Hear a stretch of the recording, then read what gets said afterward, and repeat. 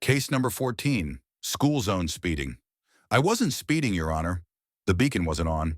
The rideshare driver stands straight, hands steady on the podium. Judge Caprio nods once. Proceed. The sign flashes when the zone is active. That morning it was dark. My dash shows 30 miles per hour. From the gallery, a voice cuts through. He nearly hit my son last week. A ripple of gasps. The driver turns. That's not true. Order, Judge Caprio says. The gavel is calm. The voice isn't. You'll speak when recognized. The prosecutor steps in. Your Honor, we've had multiple parent complaints about this driver near Horace Mann Elementary. A pattern. A pattern of what? The driver fires back. Picking up kids? That's my job. The judge fixes on the prosecutor. Evidence? School resource officer notes. Time adjacent to the citation. Time adjacent isn't the same as time certain. Judge Caprio replies. Let's anchor facts. The driver lifts a printout. Trip log. I picked up a teacher at 7:31. Citation is stamped 7:36. The beacon activates at 7:40, not 7:30. The gallery voice again, sharper, louder. He sped through and took off. Caprio looks up. Sir or ma'am, last warning. Identify yourself or remain silent. A woman stands. I'm Lauren Bishop. My son was on that curb. Ms. Bishop, the judge says, you will not accuse from the seats. This is a court, not a comment board. She points at the driver. He fled. Everyone saw. Everyone, the judge repeats. Names? Murmurs. No names. The prosecutor clears his throat. Your Honor, the community's concern is genuine. Concern, Caprio says, is not a conviction. He turns back to the driver. Any video? Dash cam. It shows the beacon dark. Then we'll see it. Ms. Bishop leans forward. Video or not, he ran. The judge's eyes hold for a beat. Accusations can become testimony when sworn. Silence spreads like a stain. The driver's jaw sets. The prosecutor shuffles papers. The gallery stills. Caprio taps the file. We begin with evidence. Bring the dash to the clerk. Ms. Bishop, take a seat. Ms. Bishop doesn't move. He's lying. Then you'll say so, under oath, the judge replies. Her mouth closes. The room feels smaller. The driver exhales once, slow. The judge lifts his pen. We are going to the truth, not the loudest voice. He looks to the clerk. Mark the video for review. And as the screen wakes, a new claim from the gallery splits the quiet. He hit the brakes because a child jumped back, then sped away.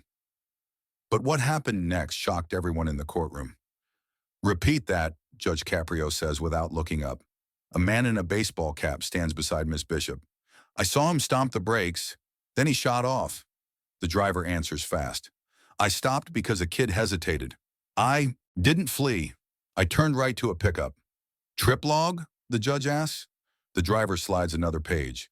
7:38, pickup on Doric Avenue. Same ride chain. The prosecutor opens a folder. School resource officer notes, complaints at 7:35, gray sedan speeding, driver bald, rideshare sticker. I drive a blue hatchback, the driver says, flat. The gallery shifts. The cap-wearing man frowns. It was gray. Caprio raises a brow. Describe the license plate. The man blinks. Didn't get it. Crossing guard on duty, the prosecutor asks. Substitute, Ms. Bishop says. She didn't sign in. Didn't sign in, Caprio repeats. Unusual. The driver lifts a small device. Dash cam pull. I can scrub to 7:36. Do it, says Caprio. On the screen, a still frame, school sign, empty crosswalk, beacon dark. The timestamp glows. Advance 10 seconds, the judge instructs. A child inches near the curb, stops as a car opposite passes, steps back. The driver's speed hovers below the limit, then dips. Pause, Caprio says. He turns to the prosecutor. Beacon? City timing says 7:40, the prosecutor admits, but malfunctions happen. Proof of malfunction? The judge asks. Miss Bishop holds up her phone. Facebook group. We posted about the flicker. Facebook is not a maintenance log, Caprio says. The prosecutor shuffles. Your Honor, the officer's notes reference parent posts corroborating the time window. Corroborating noise is still noise, the judge replies. We need the city's maintenance record. The clerk whispers to the judge, then nods. Facilities can confirm in 10 minutes. Good, Caprio says. He looks to the cap-wearing man. You said he sped away. Do you see acceleration here? The man stares at the frozen frame. Hard to tell. Hard to tell is not he fled. Ms. Bishop tightens her arms. He was there both mornings. Both? The prosecutor asks, quick. She hesitates. I think so. The driver looks up. I was out of town the day before. He taps the log. Airport drop at 5 a.m. No routes near the school. The gallery's certainty thins. The judge leans back, measuring the room. If anyone wishes to accuse, they will do it from the witness box. Silence. Then the clerk speaks. Judge, Facilities is on the line about the beacon. Caprio's pen stops midair. Put them on speaker. AT. But what happened next shocked everyone in the courtroom. This is Parks and Traffic, the speaker crackles. We did a manual reset at Horace Mann this morning for a flicker report. Window was 7:20 to 7:45. Was the beacon active at 7:36? Caprio asks. During reset, it cycles. Could appear off. Documented? Yes, Judge. Work order filed. I can email now. Send it. Caprio nods to the clerk. Mark it when it lands. The prosecutor seizes the opening. Even cycling drivers must slow. Children were present. The driver answers evenly. I slowed. The dash shows it. I stopped. Ms. Bishop trembling now. He endangered my son. Caprio turns, voice level. Ms. Bishop, emotion doesn't convert to evidence. If you saw danger, you may testify. Her jaw hardens. Fine. The judge gestures to the bailiff. Swear the witness. She freezes. The moment hangs. The cap-wearing man whispers, Lauren. Caprio's eyes hold hers. False or mistaken testimony carries consequence. Truth welcomes oath. She looks at her shoes, then at the screen. The paused frame shows the child hesitating. The beacon dark. Her certainty wavers. I don't want to. The judge addresses the room, each word measured. Accusations shouted from the gallery are not evidence. They are echoes. He lets that sit. Then he delivers the line that chills the air. Would you like to be sworn in and testify to that? Under oath? No one breathes. The cap-wearing man sits. Ms. Bishop lowers her phone. The clerk prints the work order. Caprio reads. Maintenance confirms cycling at 7:36. Crossing guard roster shows a substitute who never signed in. The prosecutor leans forward. We still have officer notes and parent complaints, Your Honor. Caprio nods. And technology. He taps the screen. Show the 5 seconds after the stop. Play. The driver waits. A minivan clears the opposite lane. The child steps back. The rideshare turns right. Smooth, not sudden. Speed holds under the limit. Any horn? Any near miss? The judge asks. None, the clerk says. The prosecutor tries again. Perception in a school zone is heightened.